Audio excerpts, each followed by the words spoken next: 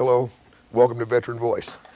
I'm your host, Larry McCullaugh, and my guests today are a couple of fellows that I've really looked forward to having on the program. They're veterans on the recent war on terrorism and Operation Iraqi Freedom.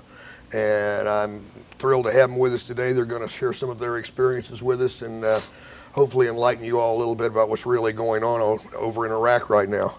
On the left is Sergeant Chuck O'Malley. Sergeant, appreciate you coming out to spend some time with us today. I hope you find this entertaining and enjoyable. I think that we're going to educate the people some. And Todd Teas, who I've talked to several times, and we finally got schedules together. Yes, sir. Fellas, welcome to the program. It's good to have you. Good to be here. Todd, I'm going to go ahead and start with you. Okay. Tell us when you went in the military, why you picked the branch that you did, and where you took like your basic and your other training at, and let's just get a little background on you there. All right. I got in 1985. I was a junior in high school, and I joined, went split training. One summer I went to boot camp, and then the next summer I went to AIT. And then when I got out, I decided to go to college, and I thought about going active duty, but I ended up going to college instead. And I guess I've been in ever since. I was 17 years old at the time I got in, and I've been a lot of places, seen a lot of things, and I've enjoyed it. And I guess in the end of 2004 is when we started training to get ready to go to Iraq. And so you did decide to make a career out of the military then? Yes, I've stayed in the Guard ever since. Instead of going active, which I thought about going active, but I stayed in the Guard. And it's basically a part-time job, so I've enjoyed it. Well, I see by your rank you've climbed the ladder a little at a time and made up to E7. So, well, good. It's good to have you on board. Sergeant, tell us about when you went in and where you took your training. What kind of training you got? I actually went in '99 and got in the Guard. I was wanting to go active duty, but I ended up going Guard. And but I come from a background in the military. My grandfather's in Korea, Dad was in Vietnam. Right. And they were both in the Army, and all my uncles and everything are in either in the Air Force or Navy or something like that. Actually, I went to basic at Fort Leonard Wood, and then went to AIT at Fort Leonard Wood, and actually I'm AGR now, Active Guard Reserve. Okay. So I work at the unit all the time. So I'm full-time Guard now. Now, is your Guard unit here in Paducah? Or? Yes, the one on the Clark Street, 2113th. Well, good. So you guys, when you fellas went over there, how long did you stay, or have you been twice? You've been twice, right? Or no, you were there before he was? Yeah, we've been mobilized. We got mobilized also in 2003, and then we went through the training at Fort Campbell, and then we ended up not going, so we come back home, and then I guess in what was it, 2004, we ended up getting called up, and I think you got called up. Yeah, actually, I volunteered to go with 2123rd. Over in 2004, well actually 2003 I started to train up, left and went 2004, come back January 2005. Okay, what kind of additional training do they give you all? I mean, we all go through the basic and the AIT, and I know, well let me ask you, because we talked and you just took some training last week at Fort Knox, was it? Fort Knox, yes sir. What kind of training are they giving you now? The 2113th Line Haul, so we went to pick up some new Freightliners that we had got. We left our equipment in Iraq, so we got brand new Freightliner trucks, and we had to train on them for a couple of days, and then we ended up driving them back to Paducah from Fort Knox. So in the end, you left your equipment over there, but you ended up finally getting some new stuff. Yes, sir. Good. I know that probably comes in handy. Yes, sir. Now, what kind of extra training have you got? I mean, do they give you a desert type situation or villages or? Actually, here soon to come, we'll probably be going back to NTC, which is in California. It's a desert training, National Training Center in Fort Irwin, and you actually get 2 weeks in the desert climate right there. So. Try to get you acclimated. We went, what, 4 years ago to NTC, or something 5 years ago? We went to Fort Irwin for desert training, and then I guess it's a couple of years after that, we ended up going to Iraq. Well, now, when you took the desert training before you went to Iraq, did you feel like the training that you got there was adequate? Do you feel like they gave you real type situations, or was it training to where when you got to Iraq you thought, well, this is maybe a little like it was, or nothing at all like it was? Was the training in line with what you ended up doing when you got over there? The training was realistic. I mean, with the heat and the sand, we were out in it driving the vehicles right through the middle of the desert from point A to B. So I thought it was some good training. How about you, Sergeant? You think they did a good yeah, job? it was pretty good training, yes. I imagine during that period you got sand and everything, your boots, your food, your socks. Yes, everything, yeah. That's got to get old real quick. Yeah, we went to one place, I guess the sand was probably that deep. It's just like baby powder. Oh, my Lord. Some places are different. The sand's different. It's fine, real fine. It was just like baby powder. I don't know if you've seen some sand. It's something. A lot of trouble getting stuck in the vehicles, or were you able to get through most of the time? We didn't really have any.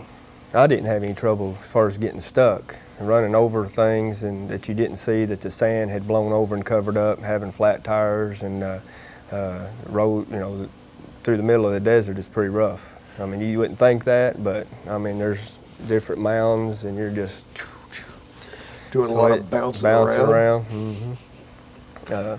Also, we did training at Camp Shelby, Mississippi, is where we went for our, before you deploy to Kuwait, you go through what, I think we spent 25 or 26 days at Camp Shelby.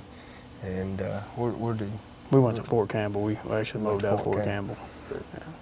Well, from the time that you found out you were going to be deployed till the time you actually went, did you say that they were going to deploy you and then they stopped and then later on they did it again? Or how did that, how much, what I'm asking, I guess, is how much time did you have between the time you found out you were going to be deployed and you actually got deployed to take care of things here at home and get ready to go over there? Shoot, I think we finished up in March of 2003.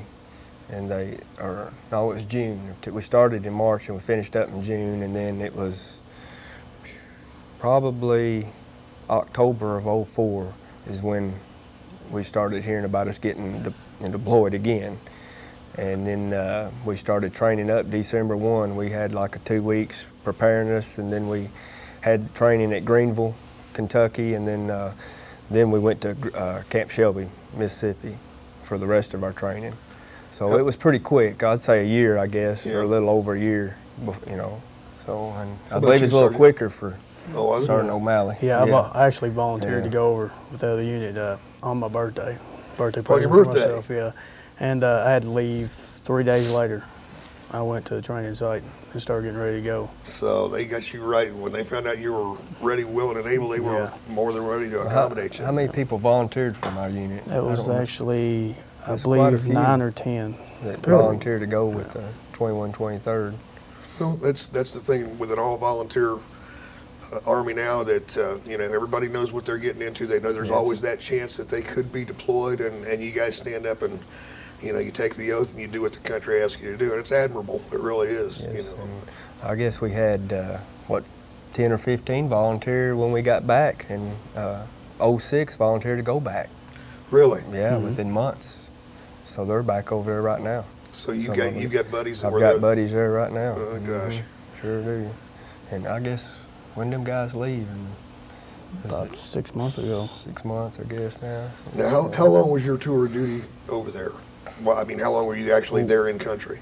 Well, we started, it's almost a year. It's about a year. How about you, Sergeant? It was almost 13 months. It's almost a year and a month. And was that just the difference in the unit?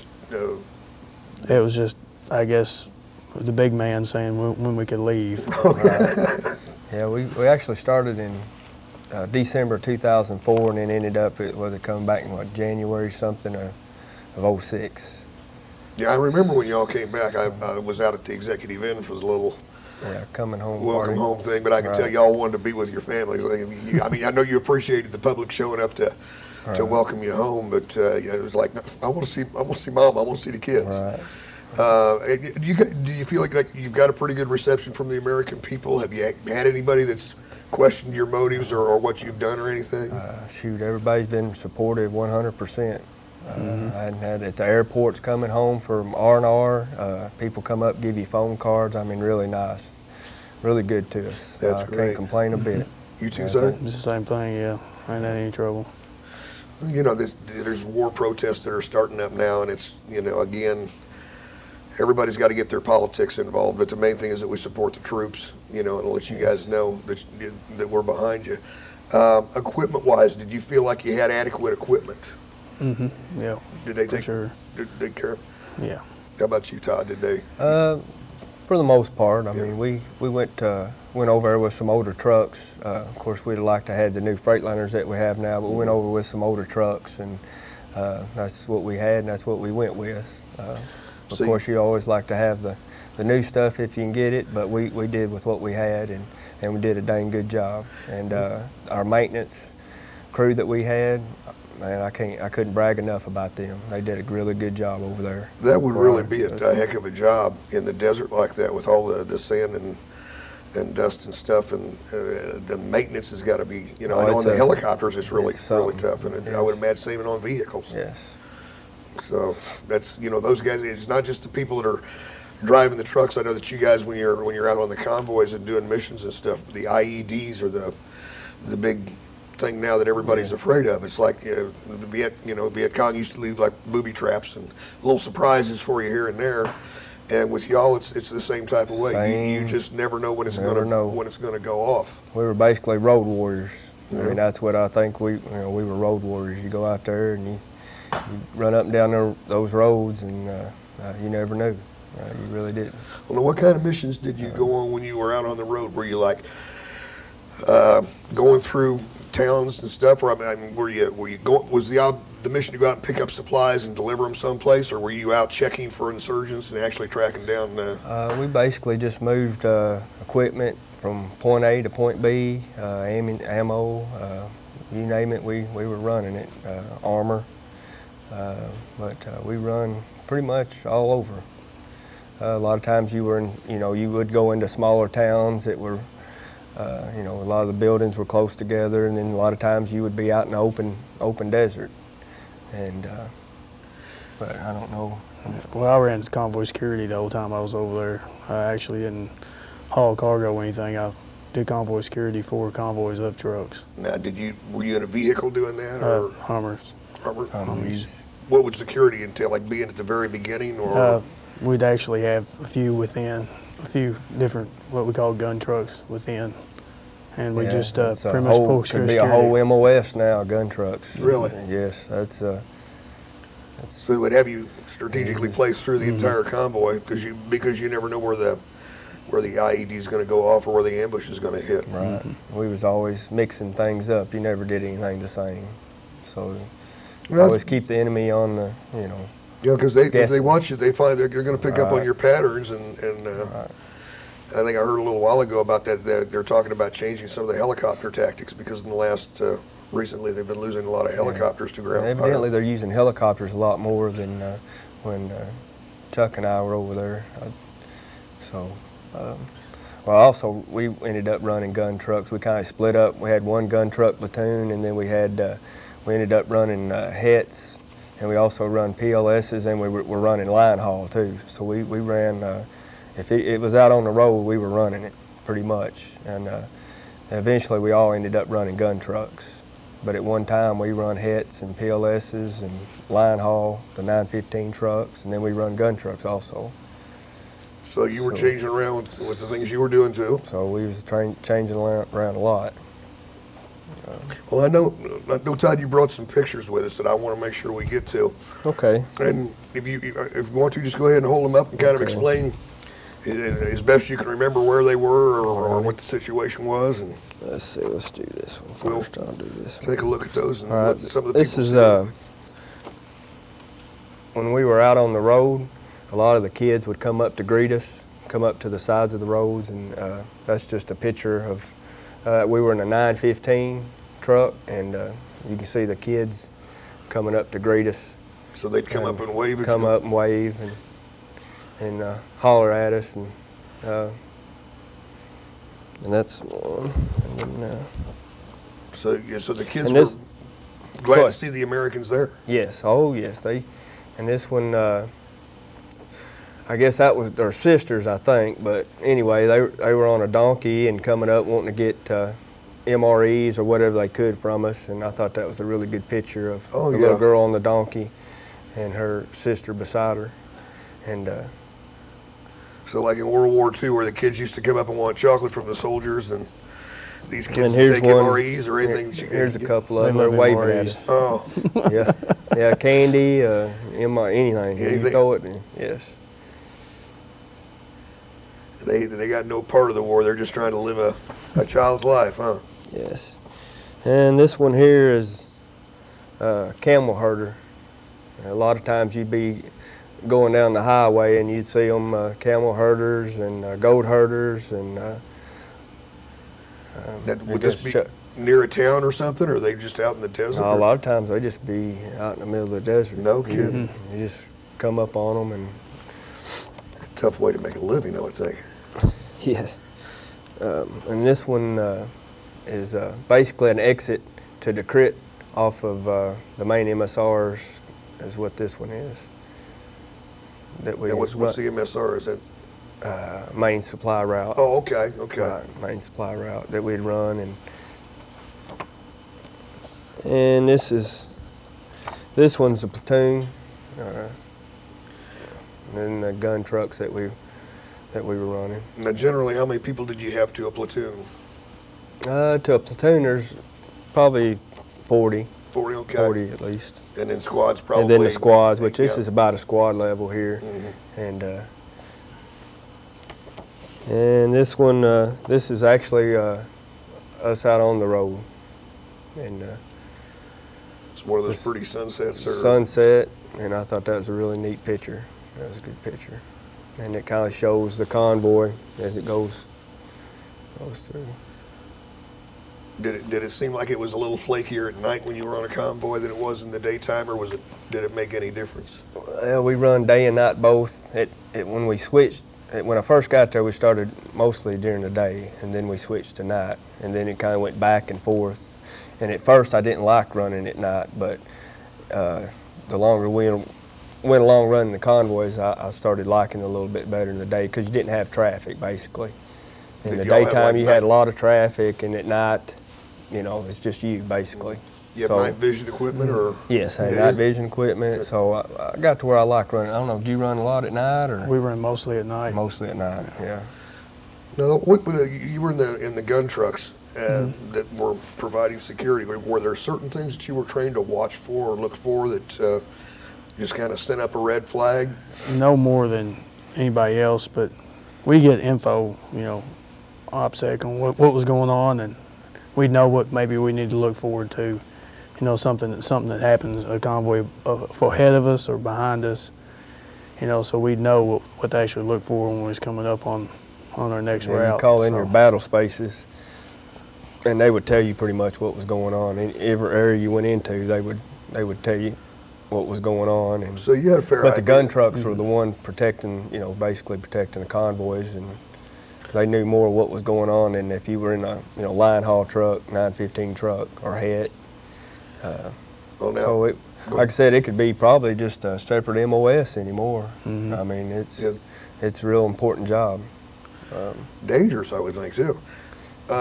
Did y'all ever take sniper fire, stuff like that on the gun trucks? Did they fire pot shots at you? We took a lot of pop shots over there, but I've talked to them, the people that he was with, that the situation has completely changed a lot from when I was there to he was there. We had more sporadic gunfire than they had, and they had more IEDs and bigger, badder IEDs than we did. So, so the enemy is adjusting their tactics as we had adjust ours. Some small arms, a lot of different times. But what happened? I guess they decided that wasn't effective enough. I'm sure. So they, whatever we do, they change their tactics. They up the ante to the IEDs. Yeah. Now, when they would use the IEDs, would they target supplies like you were hauling, or would they target the gun trucks to try to maybe knock down? I think they targeted anything. Anything they could get a good. Yeah, because I don't believe they're that accurate. They just let them go off. They're not very accurate. Yeah, they're not. They just a lot of noise. I know that there's a lot of concussion from those things. I'd read that there was a lot of fellows that were near IEDs that maybe didn't suffer any shrapnel wounds or anything, but the concussion was causing some head problems. Any type of shock like that to the brain has got to affect it. Right, and they're using bigger stuff. I mean, it's getting and more of it seems like. I don't know. Did either of you have any really close calls or times that you thought, uh-oh, Yeah, what am I doing there's here? situations we were in that were very uncomfortable. Yeah. Let's put it that way. Yeah. I know that I know that you mentioned before we started you want to be careful about what we talk about and stuff because you still got buddies over there. Yes, that's and right. You wouldn't want to do anything to jeapurdize Jeopardize their them, safety. Now, is there a chance that either one of you will be going back? I know that right now recently they've talked about a surge in troops of 20,000 people, more troops going over there. Would that include either of you, do you think, or do you have any idea? We don't really have an idea. Yeah, You just go where you're told to go, do what you're told to do. We get the call. Right. I'm sure the next year or so will probably play a big role in, of course, the politics that's going on, what's going to happen over there, I'm sure. What happens to us, sure. So we'll just have to kind of let things unfold and see where they go. But see where. As soldiers, you guys, you just follow orders. Right. Right. Communication. Did you have ways that you could keep in touch with your family back home, Sergeant, like email and telephones and stuff like that? When I first got over there, it wasn't as good as it got when I left, but it started being better. We could actually call home. A lot of times you try to call home and the phone would cut off or something, or you couldn't hear him. It sounded like it was echoing back home, But it started to get a lot better. And I believe when I've heard it's gotten even better now. Yeah, so. We didn't have any trouble really. It seems like every year it gets, things get better and better, I'm sure. So improvement is being made as far as the communication. Was it good that you could get back in touch with your family, or did you feel like it was distracted from your mission? I mean, I know that it would be good to be able to talk to your wife or your kids or your family or whatever. Were there ever things going on back here that concerned you that you thought, man, I wish I was home to help her out with that or help them out with that? No, nothing like that ever happened to me. So it was just good to be able to talk to them, let them know you were all right, and things were going. Communication's important. Oh yeah. I wrote a lot of letters, but I talked on the phone more than I probably wrote letters. I mean, because see how things are going at home. Well, see, when I've talked to World War II vets, all they basically had was the mail, and that was sporadic when it did come. And when I was in Vietnam, we had pretty much letters, and you could get a phone call back to the world, but it was usually in the middle of the night, and it was by shortwave radio. And it really messed up the people you were talking to because they weren't used to saying over after every transmission. I remember I got through one time. I only called home once and unfortunately, nobody in my family was home but my poor old grandmother, bless her heart, and she just never could get the hang of that saying over when it was done, and I think it upset her worse than anything else because there was nobody else here to talk to, and I was just saying, everything's fine, I'll be home when I get home, don't worry about it. But we had Scanovia phones. Did you have the Scanovian? Didn't have that, which was a real good. I think it's like 5 cents a minute, and it was a really good deal.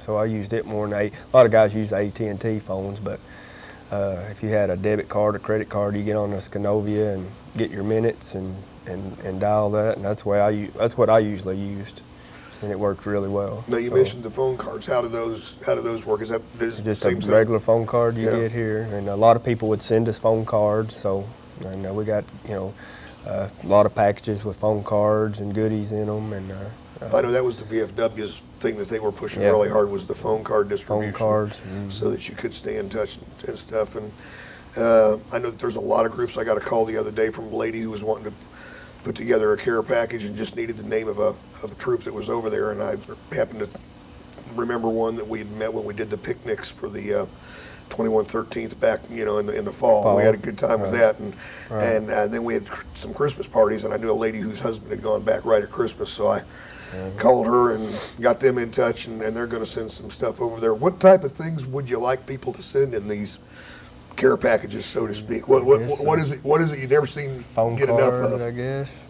Yeah, stuff like phone cards. Phone cards. Because at most places you have PXs, so you don't never run out of soap or toilet paper or nothing like that. Where you can get anything now, pretty much. So you don't have to worry about toothpaste. It's still the surprise of getting a package and opening it up, I guess. And jerky's a good thing. I used to like getting beef jerky. Oh yeah.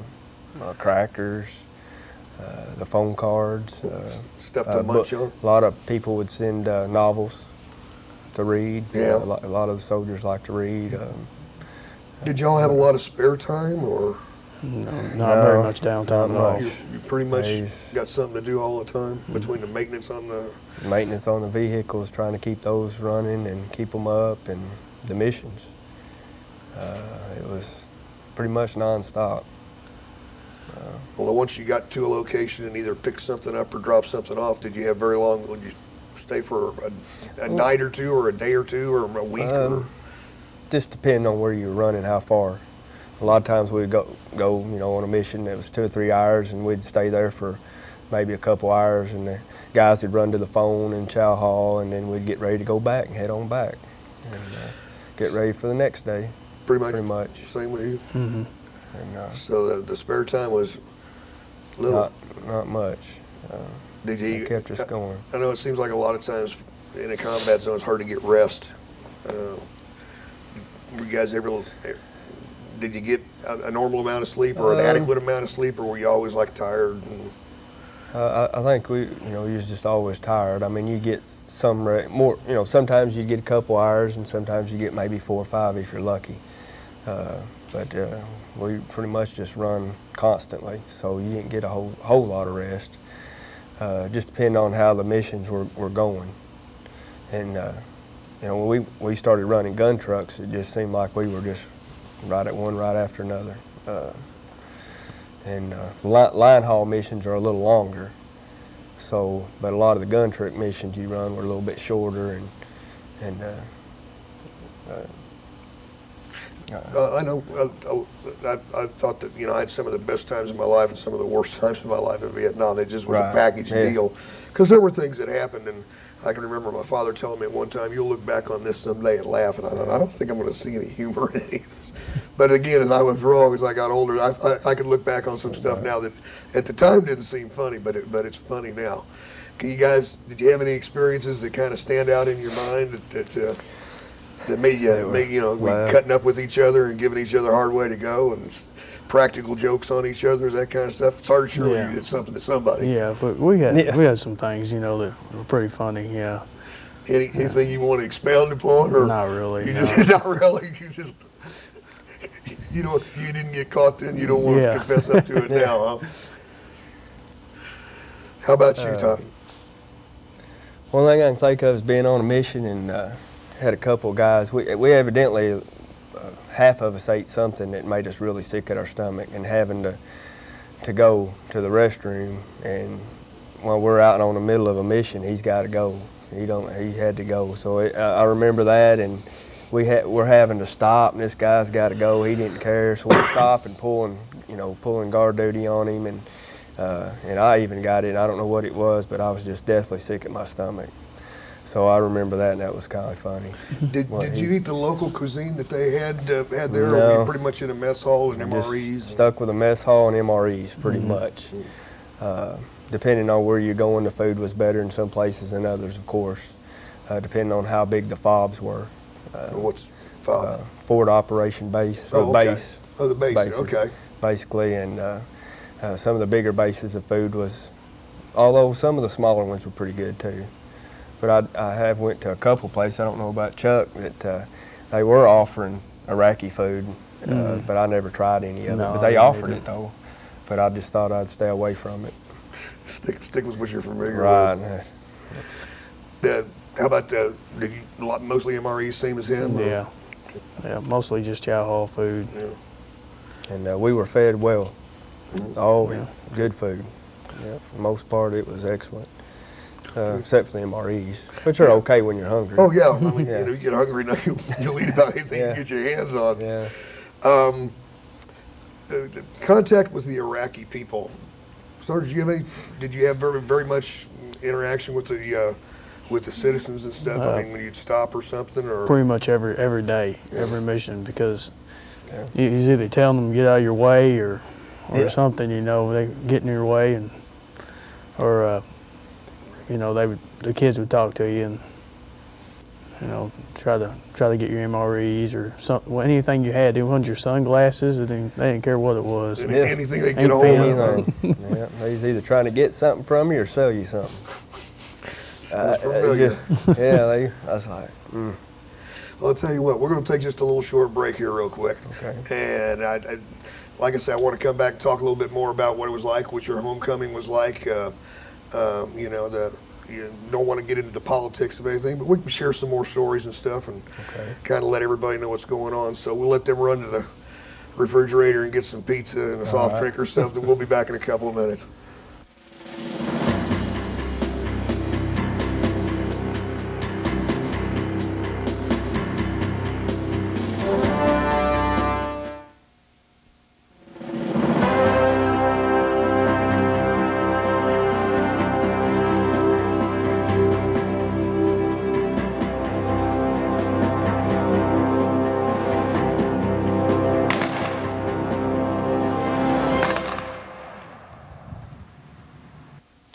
Welcome back.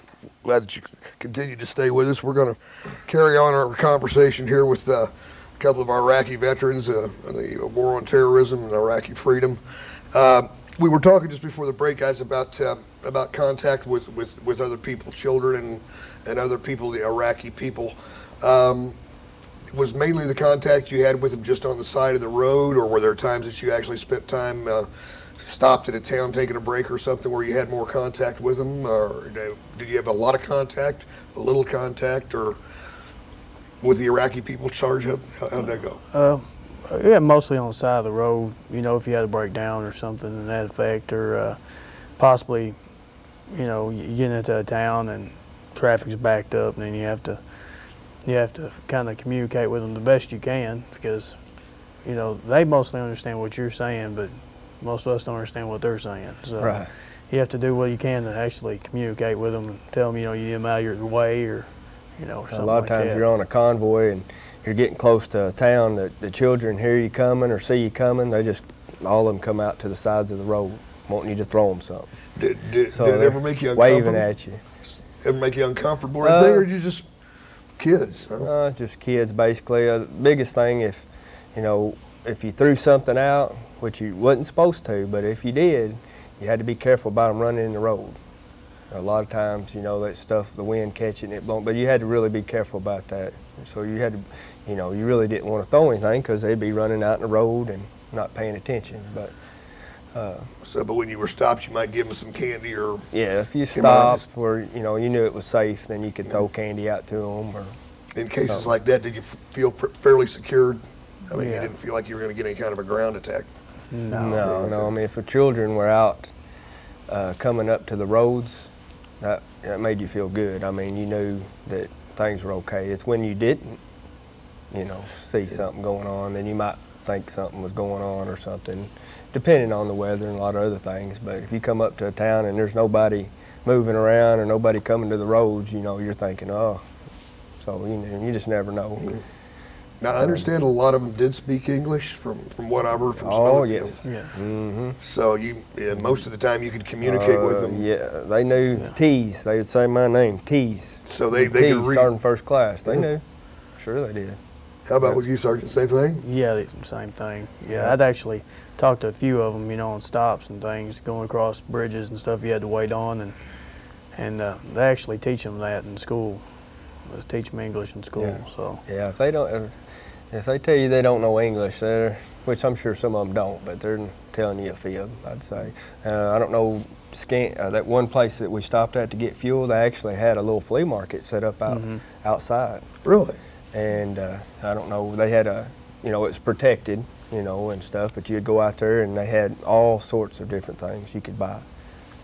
So it's pretty neat. I mean, did you get any souvenirs or anything? Yes. Did you? I did. I got some souvenirs from them. But as soon as I walked up there, they knew my name, Teas. That's what they'd say, Teas, Sergeant First Class. So they knew. So you buy. They want you to buy. Born salespeople, huh? Mm-hmm. Did they have it there when you were there? Yeah. That's pretty neat. So overall, you feel like the majority of the people do want us there helping them. Depends on what area you're in, though. Does it? It depends. If you go up where Saddam's home ground was and all that up there, they're not. Yeah, they're not as friendly. They're more, like you said, not as friendly. And some of the kids, they wasn't friendly either.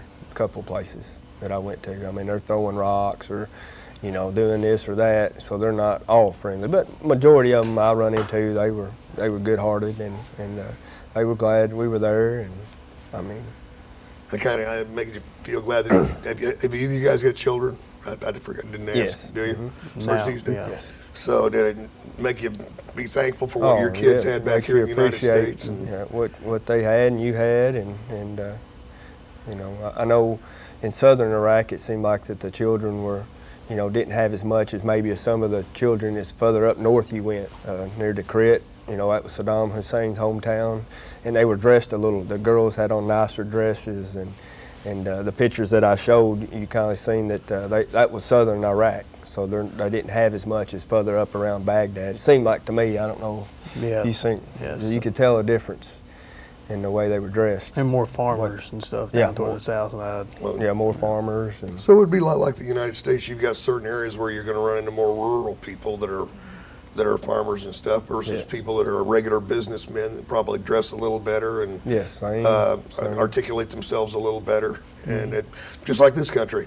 Except Right, for the, same. you know, Same thing. That's what I've had other guys say is people are people all over the world. Right. You know, they just want to earn a living and put food on the table and raise their kids and try to see that their kids have it better than they did, which is what, you know, we all And they do. seem to have big families there because you'd see them coming out of their homes, and kids would be just coming one after another coming out. So Keep coming and coming. Keep coming. I'm like, good It's grief. like them clowns in a little car in a circus. They got just Right, keep coming. they keep coming. They do have big families. Well, we were talking, you know, I know you guys both did convoys, and relate back, I was going to talk about some of the differences and similarities to Vietnam, which is the era I was in.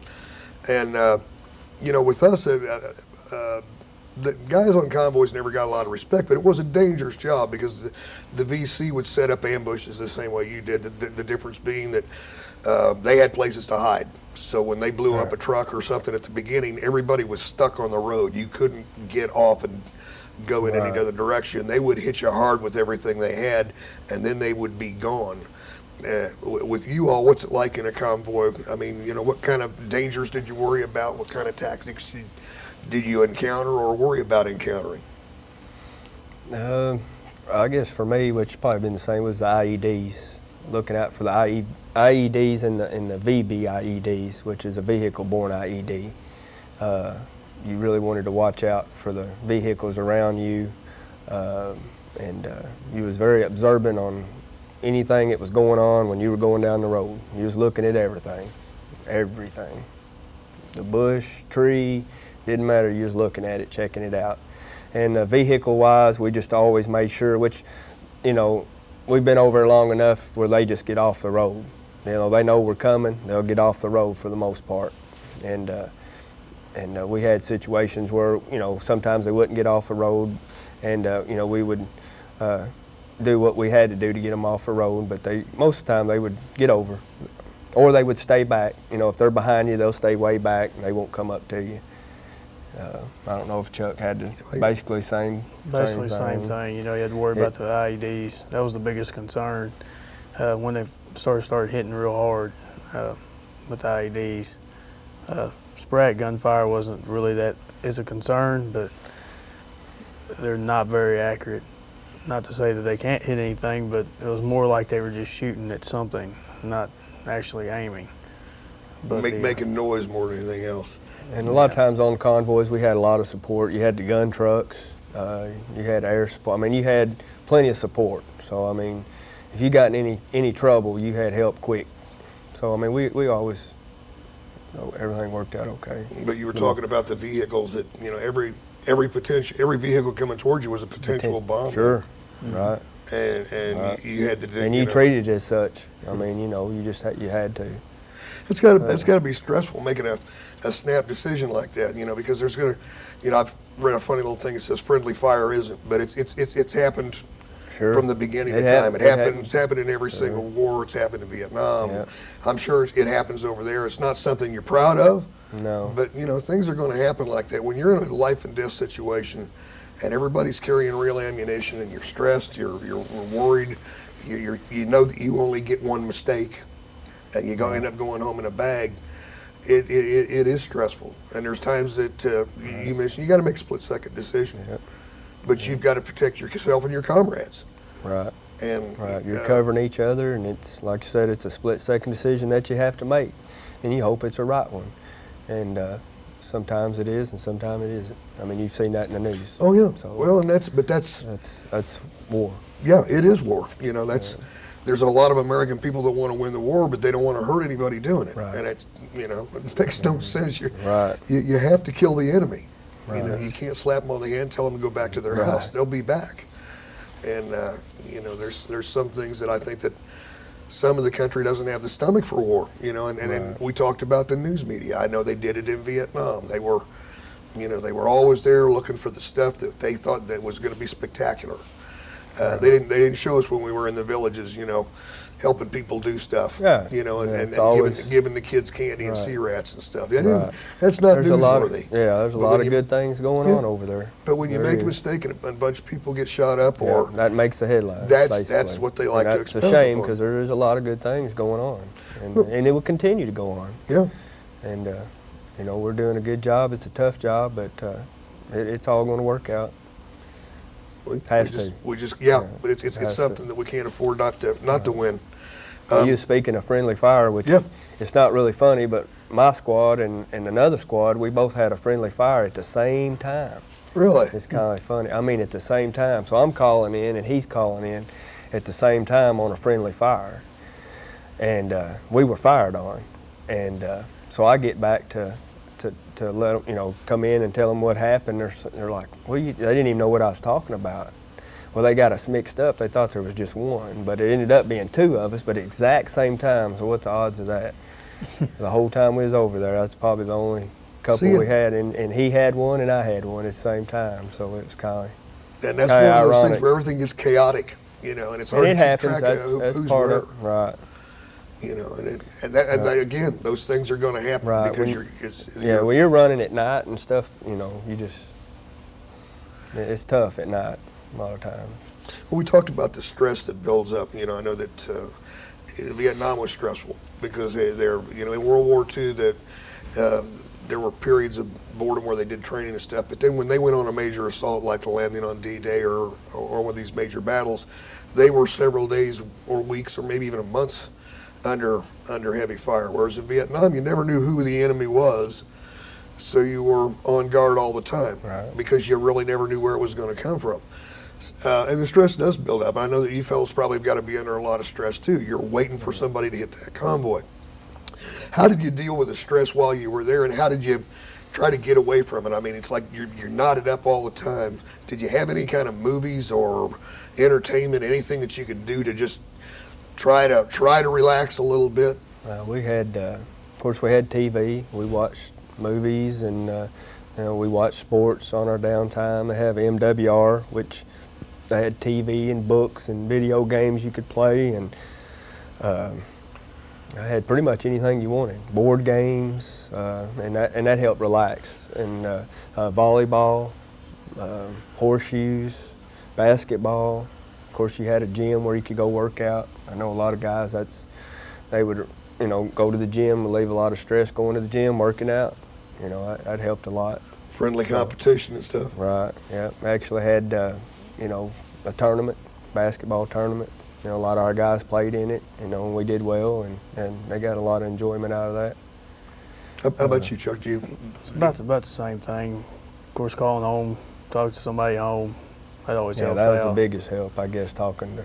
Email, you know, if you got to do that, and, you know. Now, did you all have laptops, or did they have like a computer room where you could go? Computer centers. Yeah, centers, yeah. Mm-hmm. Pretty much every base has got a they're set up. Yeah, I mean, so they got the communication back home thing down pretty good then. Yes. Which it's appears great. to be good. It's great. It's the same thing in Kuwait too. You know, we spent about 30 days in Kuwait training, and they had, you know, phones set up and you know, anything we wanted pretty much. Well, it appears like the longer we're there, the more they're getting. You know, when we first went in, it was a matter of taking care of the Republican Army, which, you know, was done in no time at all. It took a little while to find Saddam, and now it's kind of an extended thing, but the longer it goes, the more things they're getting in there better for you. Right. And the better equipped it seems like y'all are getting to be. Right. So every year it gets a little bit better, I mean, for the next group going in. So. And I hope they're getting enough people that are joining up to continue this. I know that they're like, again, I don't want to get into the politics. We talked a minute. Huh? We've got a lot of new troops coming in. Yeah. We sure do. Good. That's great. Right. Chuck probably sees it more than I do because he works full time in there, so he probably sees them. Yeah, we're getting a bunch. Are you? So it's at least good. a couple a month usually. That's good. And are they joining for the benefits, or do you think it's patriotism? Different things. Yeah. Different reasons? Different reasons. Yeah. Patriotism, college, I mean, just... You know, we talked about, there are a lot of them. And there's a lot of them, it's patriotism. They just want to get in and serve their country. Which is admirable. Hey, that's great. Volunteer force. That's what it's about. Well, and I think that's the reason you guys are respected the way you are, and you're getting the homecomings, because you have volunteered. You know, you're the ones that took the step forward and said, yeah, I'm willing to go out there and put my life on the line for my country. And then you have the family supporting their son or daughter or whoever's over there, and they're getting, a lot of support from families, and that's what it's about. And from the communities too, American Legion, VFW, and Old Veteran Service Organization, all I know, helping have us. been getting involved. They've been good to us here in Paducah. They've been great. They really supported us. That's their job. Their job is to take care of veterans, and especially when you guys are coming back from I think Masonic Lodge, they were involved in we've had Christmas some dinner picnics and Christmas things, and come spring when this weather gets nice, we'll be putting on more picnics and stuff, and getting together and having more fun. Getting all the families involved. Now that's one thing that I've thought about a lot more recently in this war than I did when I was in Vietnam. I was single and unattached, didn't even have a steady girlfriend because I played in a band, so I was busy every weekend. But nowadays, you've got the family at home, you've got National Guard Reserve units that have been activated and sent over there. Which a lot of them probably never thought that would happen to them. When I used to think of the National Guard, I thought about floods, tornadoes, natural disasters. That the National Guard, that's when they came in and they said, okay, everything's going to be all right. And they made sure people had food and water and transportation and medical attention and that type of stuff. So it kind of surprised me when they started activating as many National Guard and Reserve units as they did. And what I've become aware of now that I wasn't before was the family that gets left behind, the wife with a couple of kids and stuff, and now all of a sudden she's got the stress of worrying about her husband or wife being in a combat zone. She's got all the responsibilities of taking care of the kids and the house and the insurance and the bills and the business. A lot of them have businesses that went over there and had a tough time. That's right. And I wonder, when I say my prayers at night for the troops, I always include the families, because I realize now the hardship that they go through.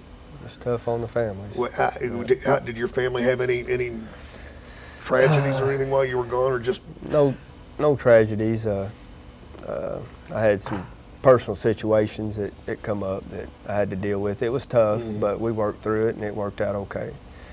How about you, Chuck? Did your family seem to handle things pretty well while you were gone? Yeah, I wasn't married when I went over. I was single. And well, all you got to concentrate on is your job then, and to a certain extent for me, I think that was it made it easier for me, but that's one of the reasons that I went ahead and went. I thought, well, I'm not married, got no kids, I'm not doing anything, don't have a real steady job, I'm just playing in this rock and roll band. Right, yeah. I did fine until I asked the drill sergeant how to tune an M16, and I found out that he didn't have any sense of humor at all. No, he was pretty serious about that weapon. So no, you was talking about the Guard and Reserve. One thing good about the Guard and Reserve is you're really diverse.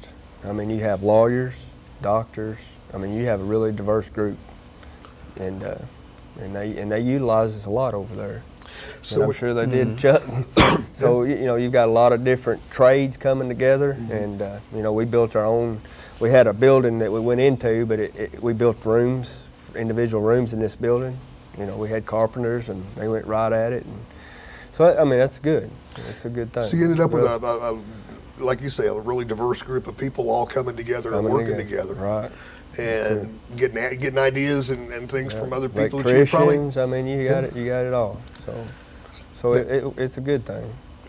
I talk a lot about the bonding that happens between guys. When you're in a life and death situation, and you count on your buddy because he's going to take care of you. You're going to take care of him. That's just the way it goes. And the longer it goes, the stronger that bond becomes. And it's something I don't think anybody who's never been in a situation like that can understand. In the time you were there, were there people that you got really, really close to, considered a real close brother, people you trusted with your lives? Yeah, I had a few good friends that we got really to be good friends when I was over there. Yeah, usually the guys that you know, which I had a squad. I started out with 20 men, and then I ended up, you know, usually running with the same in a gun truck or a truck, especially when we went to gun trucks with just a couple of guys, and of course we become real close, you know, with them 2 guys, because there's 3 of us, you know, usually, and so we become close. I'm sure the same way with him. Everybody who he run with, he was close to, real close. And you're together. But I was all close the to time. all of them, but you know, who you're around, you come the closest to, and look out for each other, and especially, you know, the stress, you really gotta, you know, watch each other. You know, I had them guys, but they were watching me too, and we watched each other and helped each other through it. And that's what you have to do. You got to work together and help each other through it.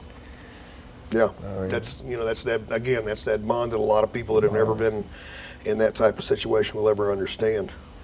And it lasts a lifetime. I heard from a guy not too long ago who just got a call out of the blue from a guy that he was in Vietnam with, and the guy was just giddy because his friend had called him because he'd lost his lighter and his buddy had found it and he'd left. And the guy said, "I've saved that Zippo all these years, and they're going to plan a little reunion here in Paducah because he's in touch with 3 or 4 other guys, and here they are 40 years later. They can't wait to get together." And I said, "Well, you know, bring them on over to the VFW. We'll throw you in the backyard and lock the fences so you can't hurt anybody." Yeah, when I went up to Knox, I seen one of the guys I had up there. I hadn't seen. Did you? Since I've been back, so that was great seeing him. Made me feel good, you know. It is neat to see somebody you haven't seen for a while. Sure did. And knowing he made it, you know, and everybody's back to doing what they were doing before they left, that's a good feeling. Well, now when you came back, I know that when I came back from Vietnam, my idea when I went in was, well, you know, I'm young, I'll knock these 2 years out and go back to what I'm doing. Everything's going to be fine and dandy. I'll just get this out of the way. And I came back a lot different person than what I was. And I'm wondering if that happened to either of you two. I mean, since it's a volunteer army now, a lot of times you're expecting what you're going to be going into. It was a little bit of a culture shock for me because I'd never been anywhere or done anything, you know, except in Muncie, Indiana. And when I started traveling and handling all these weapons and stuff and realizing that I was going to be there, when I came back, I was a completely different person. Do you think that your service in Iraq changed you in any way, positive or negative, either one? Somewhat, yes. It did change me. Greater aspect on, you know, what I do have here, and you know, don't take everything for granted. No, you won't. How about you, Todd? Pretty much the same. I mean, you look at life a little bit different. You just don't take some of the simple things in life for granted.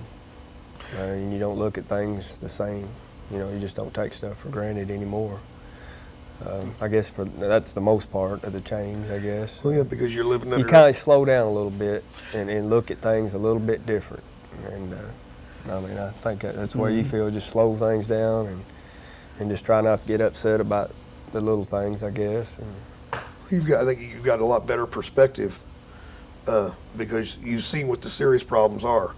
Right. And when somebody's whining and crying because their dry cleaning is not quite ready, it's like, if that's the worst problem that you have today, you're going to have a really, really good day. Right. Yeah. Because there are a lot of people out there that don't know what a bad day is. And by that I mean, I know that you guys had friends and buddies that were either killed or maimed or had something really bad happen to them.